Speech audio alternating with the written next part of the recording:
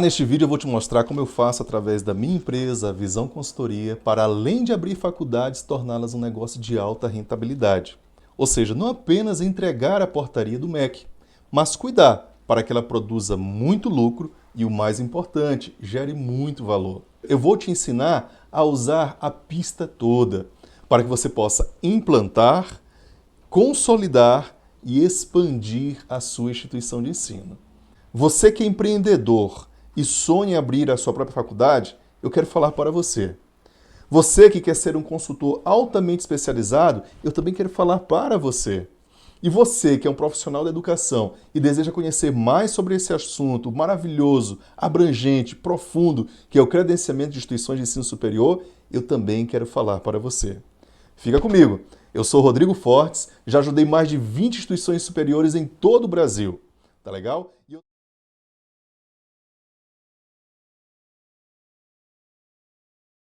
Eu vou te contar um fato, tá? É um fato sobre isso, é uma história que eu vivi, tá legal?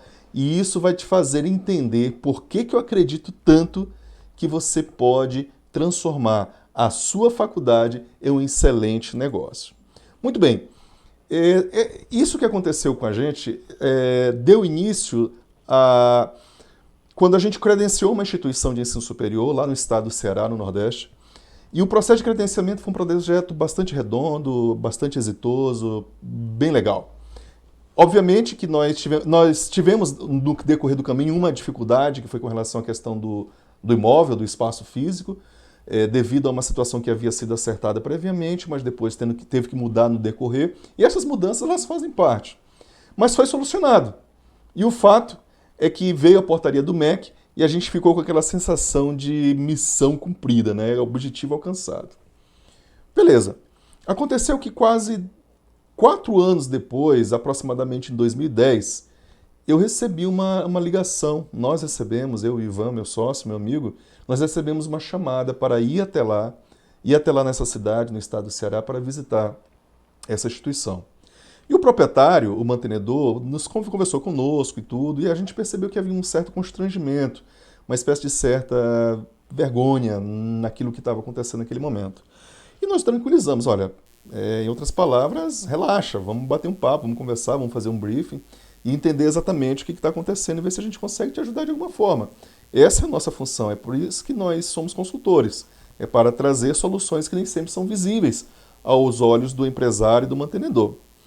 E o fato é que nessa reunião de briefing, na hora de colocar as cartas na mesa, né, o mantenedor nos informou que ele havia perdido o prazo de solicitação de reconhecimento dos cursos e de recredenciamento também, obviamente, né?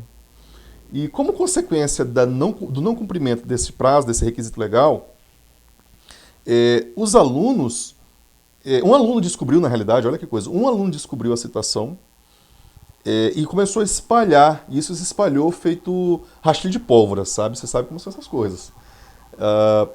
E como havia interesses políticos envolvidos por parte desse aluno e do grupo político que ele representava na cidade, a história, além do fato, ela correu também cheia de narrativas, cheia de vilões, de teorias da conspiração.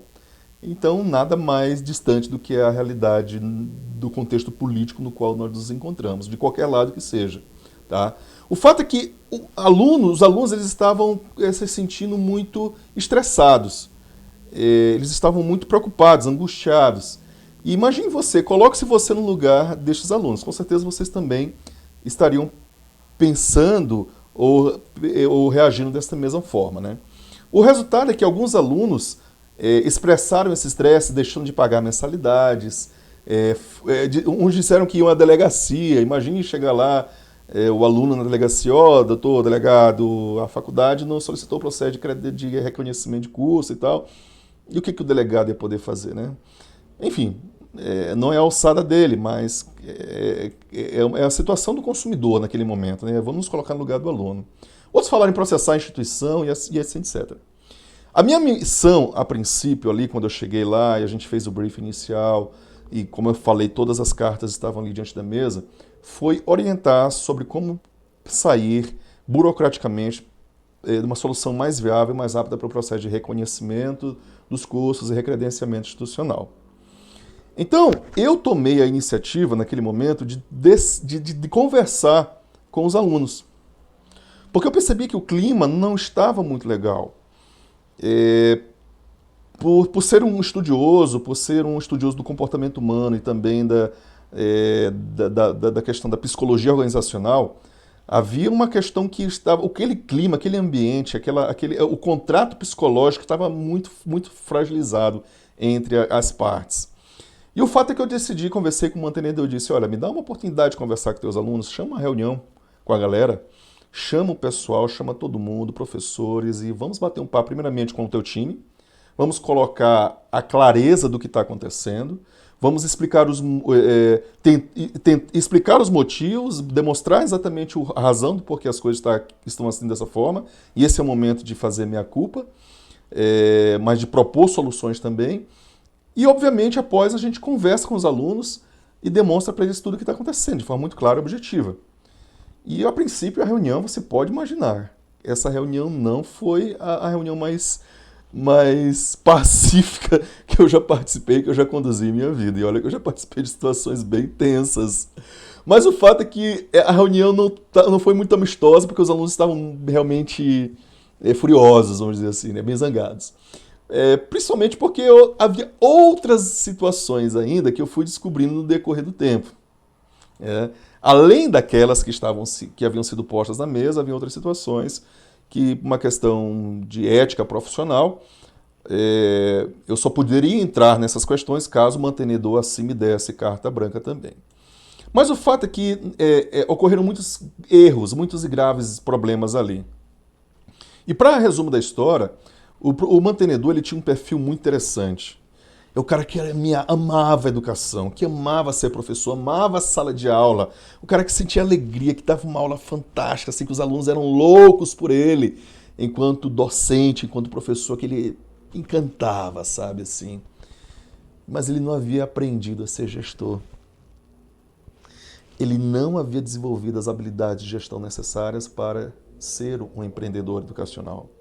E o pior é que ele ainda acumulava funções, professor, diretor-geral, diretor acadêmico e professor.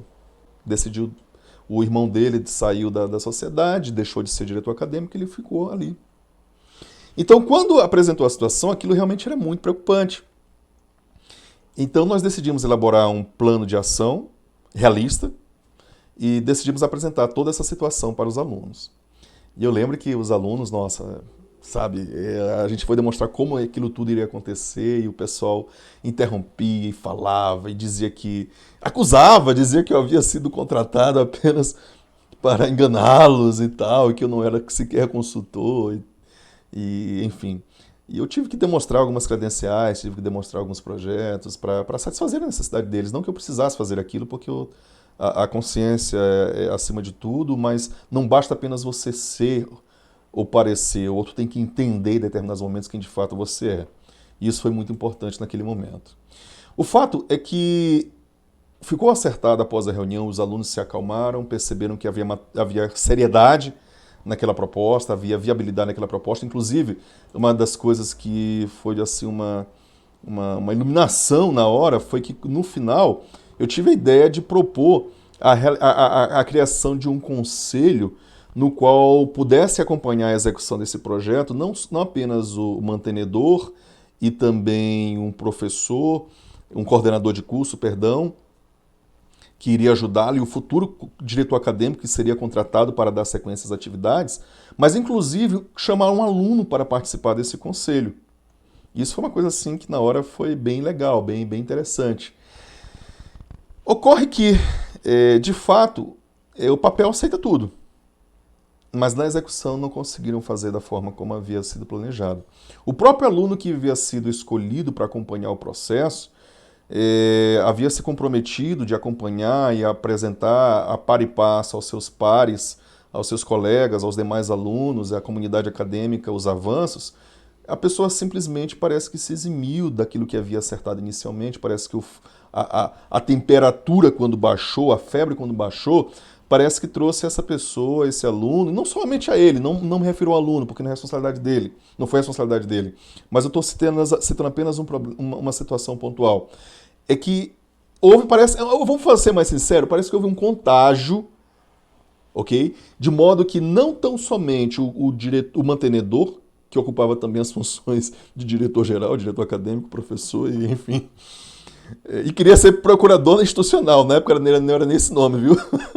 Mas enfim, para você ver. Essa centralização toda delicada para um processo de gestão complexo como é de uma instituição superior não funciona. Mas, pois bem, voltando à situação. Este núcleo, este grupo, esse time que foi idealizado e montado para fazer o acompanhamento da execução desse job, desse projeto, não conseguiu se integrar, não conseguiu de fato acompanhar e cumprir aquilo que havia esse próprio grupo proposto, né?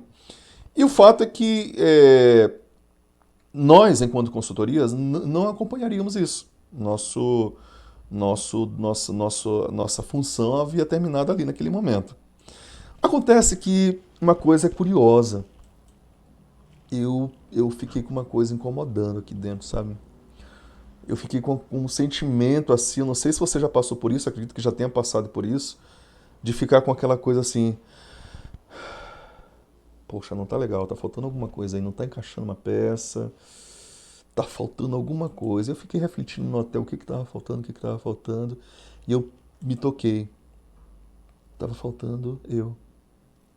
Eu tinha que ter acompanhado, eu tinha que ter imposto, eu tinha que ter proposto que eu deveria acompanhar todo aquele processo, sabe? Eu sabia que o nível de gestão não tinha toda a maturidade, eu sabia que os alunos também, enfim, eu sabia que havia fragilidades naquele processo. Embora o projeto, como eu falei, o planejamento tivesse sido bem pensado, eu sabia que deveria acompanhar. Tinha uma intuição, sabe? Aquela coisa assim de intuição mesmo, só pode dizer que é intuição, de que alguma coisa não ia dar certo. E olha, havia algumas fragilidades, como eu já falei para você, né? Mas eu acabei acatando a vontade do mantenedor e do grupo e deixando de lado. Na realidade, eu estava assim, vou ser bem autêntico. Desculpa, eu tinha outros projetos naquele momento, e eu achei que bastava ser profissional. Eu estava numa vibe assim de entender o meu profissionalismo como algo de ser excelente naquilo que eu faço, ou seja, cumprir os resultados, entregar os resultados que eu havia proposto, ou seja, em qualquer nível de atividade que eu viesse a realizar, e dar uma segunda milha, ou seja, surpreender o meu cliente de alguma forma. Esse era o meu conceito de ser profissional naquele momento histórico da minha carreira, da minha vida. Ou seja, era ser excelente, ou seja, cumprir aquilo que havia sido proposto com a máxima eficiência, com a máxima excelência possível, e entregar algo a mais, como uma manifestação de excelência, de caminhar uma segunda milha. Surpreender o cliente também, obviamente, né? Então, eu achava que naquele momento, por ter feito algumas propostas, por ter feito algumas coisas a mais, eu estava já sendo excelente, eu já estava sendo profissional. O tempo passa e chegou o ano, então, de 2014. Isso aí aconteceu, como eu falei para vocês, em 2010. Foram quase 4 anos depois do processo de credenciamento, que foi em 2006, 2007, então estava fechando quase 4 anos, eles chamaram a gente. E 4 anos depois, então, o dono da instituição nos liga. Ivan, Rodrigo e tal, vamos trocar uma ideia, conversar. E ele de forma direta diz, olha, eu vou vender a faculdade. E quando alguém liga para a gente para dizer que vai vender a faculdade, a gente procura entender os motivos. Geralmente a gente entende, pressupõe qual é a situação, né? Se a gente conhece, acompanha, se a gente mantém aquele relacionamento, se a gente tem abertura para manter um relacionamento com a instituição, a gente sabe que isso pode ser uma consequência, a gente até alerta muitas das vezes, não deixa isso acontecer. Olha, você quer vender? Não, não quer vender, então vamos trabalhar para não acontecer isso. Mas o fato é que isso a gente precisa de permissão. A gente precisa dessa autorização, dessa permissão para entrar nesse nível de acompanhamento, nesse nível de relacionamento. Acontece que, como eu falei para vocês, a impressão que eu tinha naquele momento era o sentimento deste mantenedor, de que ele estava profundamente triste. Ele estava abatido emocionalmente. Imagine você dedicar um sonho em empreender você investir, colocar dinheiro, colocar energia, colocar muita expectativa, você se dedicar, se empenhar, buscar resultados e de repente você se vê frustrado porque alguma coisa ou muitas coisas não deram certo e agora você tem que se desfazer daquele negócio, aquilo que representou o sonho de sua vida, aquilo que você tinha mentalizado, idealizado, quem sabe como algo que fosse para toda a sua vida dali daquele momento em diante. De repente isso não se concretiza e aquilo cai por terra. Ele estava se sentindo triste, abatido, vencido. E naquele momento, naquela ligação, eu lembro que eu nunca esqueço isso, olha, como se fosse hoje. A sensação de um sentimento ruim que bateu dentro de mim. A sensação de que aquele sentimento dele também era o meu sentimento. Poxa, era como se eu tivesse, assim, eu não fui suficientemente coerente. No sentido de tentar buscar, equilibrar entre a minha razão e o meu instinto, entre a intuição e a iluminação. Eu quis ser educado e respeitar o gestor, e fiquei naquilo. Poderia ter dito para ele, cara, não vou, vamos fazer a coisa certa, vamos bater o pé e deixa eu te acompanhar, acabou, vamos fazer junto. Mas não, eu quis ser educado demais e acabei respeitando a decisão do mantenedor e não insisti, fiquei naquilo.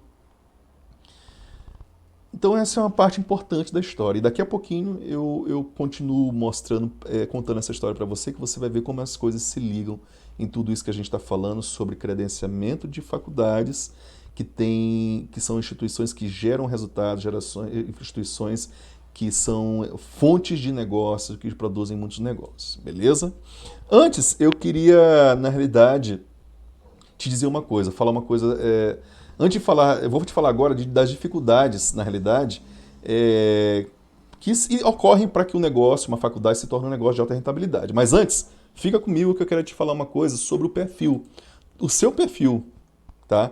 É você mesmo que está aqui assistindo esse vídeo comigo aqui no canal no YouTube, ou então no Instagram, ou então no Face, ou então no nosso blog, do nosso site, qualquer lugar que você esteja assistindo este vídeo, eu quero te falar sobre o teu perfil, tá? Existem alguns dados, algumas pesquisas interessantes dos vários canais de mídia, etc., que demonstram que 70% das pessoas assistem apenas até 25% dos vídeos.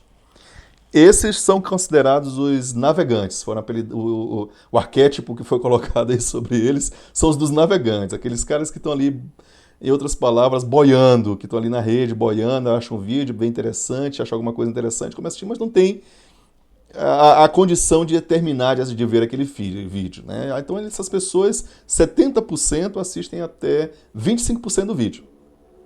25% das pessoas que começam a assistir um vídeo assistem mais de 50%, mas não concluem. São os chamados curiosos. Eles têm um nível acima dos navegantes. Então, repetindo, é um percentual de 25% que assistem 50% do vídeo, mais de 50% do vídeo.